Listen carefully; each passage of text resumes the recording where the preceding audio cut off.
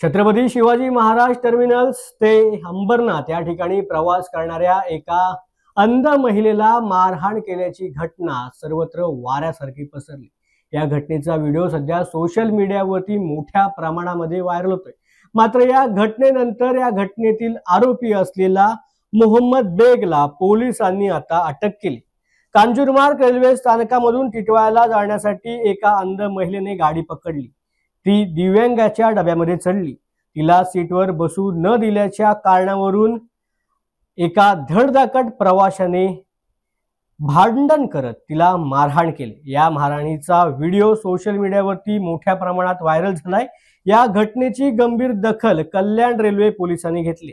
या प्रकरणी अंध महिलेला मारहाण करणाऱ्या मोहम्मद बेगला आता पोलिसांनी तातडीने मुंब्र्यामधून अटक केल्याचं पाहायला मिळतंय।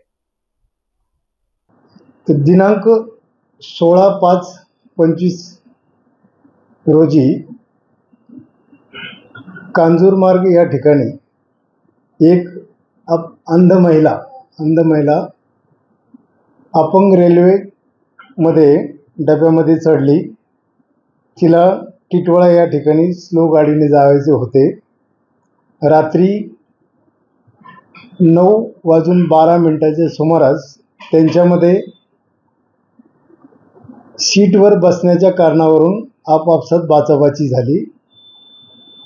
सदर महिलेने तिला मदत मिळावी म्हणून रेल्वेची चेन खेचण्याचा प्रयत्न केला। त्यावेळेस एक इसमाने व त्याच्यासोबत असलेल्या महिलेने सदर अपंग दृष्टीहीन महिलेस हाताने छातीवर पाठीवर मारहाण करून तिच्या मनास लज्जा उत्पन्न होईल असे कृत्य केले।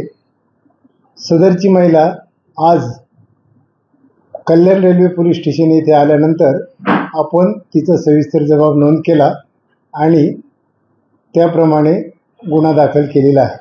त्याच्यामध्ये आरोपीला गिरफ्तार आहे का?